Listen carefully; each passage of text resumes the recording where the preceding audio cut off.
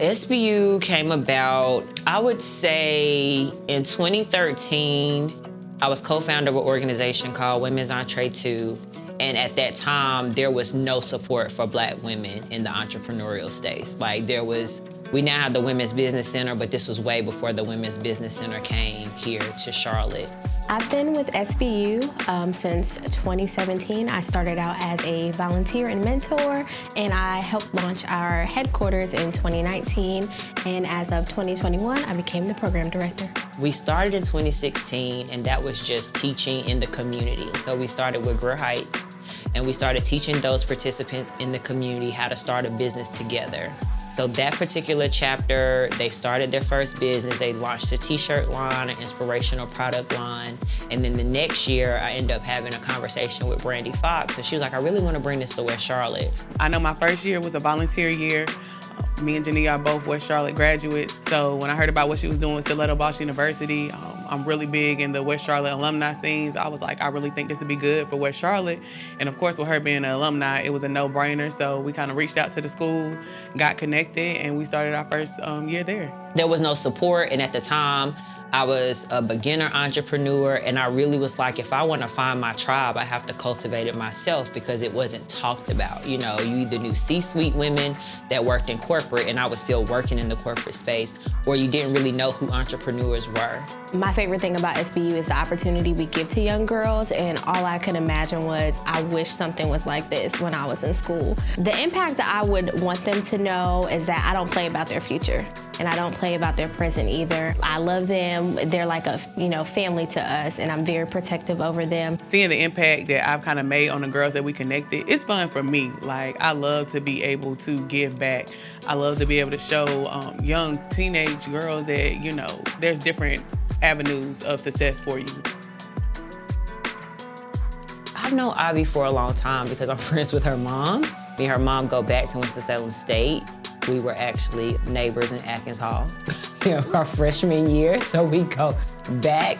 Well, I'm Nikki Thomas Corbett, and I am a licensed therapist. I'm Sean Corbett, owner of Lucky Spot Barbershop. Aviana was my lifesaver because before I had a daughter, I kind of thought I had the parenting thing and life kind of figured out. And I think that when I had a daughter, I started to want more and hope for more and envision more for myself. Her first love as far as a male figure will always be her father. And the first man that she would ever learn things from would be her father. So I started to want more for myself. And in that process, wanting more for myself, I became a better man, a better father. How would I describe Aviana? She is definitely rambunctious. She's a social butterfly. She's creative. But most importantly, Aviana is not afraid to color out of the lines. And so when people try to put her in a box, she will rebel. And I've learned to accept that. My name is Aviana Corbett, and I'm a teen entrepreneur, and I have my own nail business. It's the Lucky Spot Nail Spa. I got the name from my dad because I thought it was easy marketing. I wanted to match with my dad, so that was easy, and I just put Lucky Spot Nail Spa, and it also gave me an opportunity to show young Black girls that they can do for themselves too, and they don't always need to work for somebody else. My relationship with my dad, I say I'm his headache because it's a lot that comes with me. She's a 64 box of crayons. Every color. Every color. Depending on what day it is, that's what color. Some days you can get 3 or 4 different colors. But that just makes her who she is. I think for me, Ivy was definitely an inspiration because I saw how eager she wanted to learn at such a young age. So in the beginning, we only served high school. Ivy is the reason why we're serving middle school. I always like Aviana because she, like her mom and dad said, she's always kind of had her own personality, and I like the fact that she didn't mind being her, even if it meant being different from everybody else. So when I heard she got in the program and she was working with Charlie in the headquarters, that was exciting. And then we actually had the opportunity to work one-on-one during Boss Camp last year. Miss Charlie was my first instructor, and she made learning fun. Sometimes some of the lessons, it would be marketing, and no kid wants to learn about marketing or finance at 10 or 12. And she made it fun, she would bring fake money and stuff, and we would have to buy stuff. Aviana is a young lady that says what she means and means what she says. When During our first session, Aviana said, my dad is an entrepreneur. He owns the Lucky Spot Barbershop, and I'm gonna own the Lucky Spot Nail Spa. We identified at 4 that she was into nails, like at 4 years old. And it was just different. And it wasn't something, like, we watched it very closely. And we was like, okay, well, is this a phase or is it just like a little girl thing? And as she progressed, by the time she was 10, we was like, okay, we're gonna get her lessons. I think when you're a teenager, and I only can give my perspective, right, that you're so influenced by other things, right? TV, social media, friends. And so you see something that's like, oh, this looks enticing. This looks like I want to join in. And so it seemed like Aviana was trying to fit in at times, right? But then once she got to Stiletto Boss, she realized that she didn't have to fit in and be tolerated. She was accepted.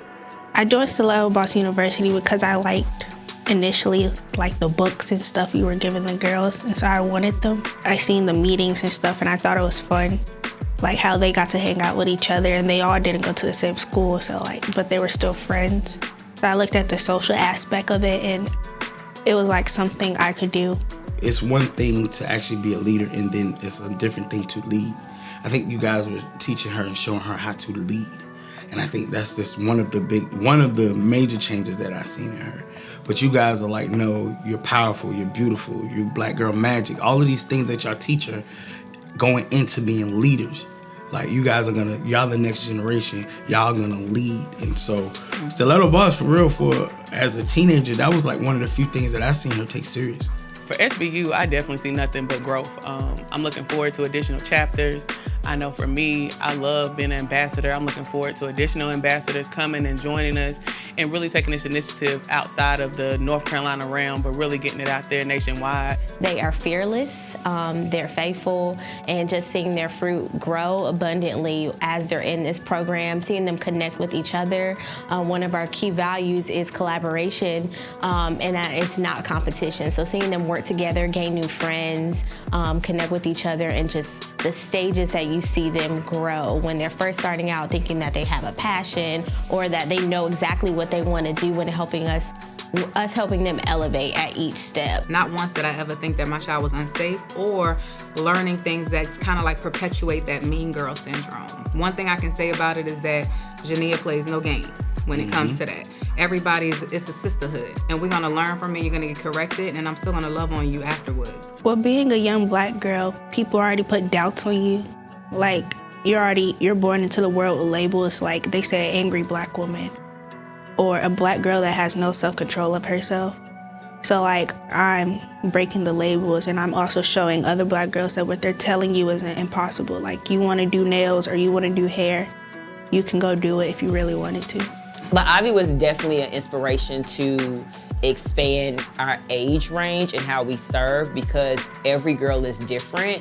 And it's the same thing with entrepreneurship. Anybody can be an entrepreneur at any age. So I think there's no age limit on entrepreneurship, which Avi helped me bring that to the reality of like, let me just serve.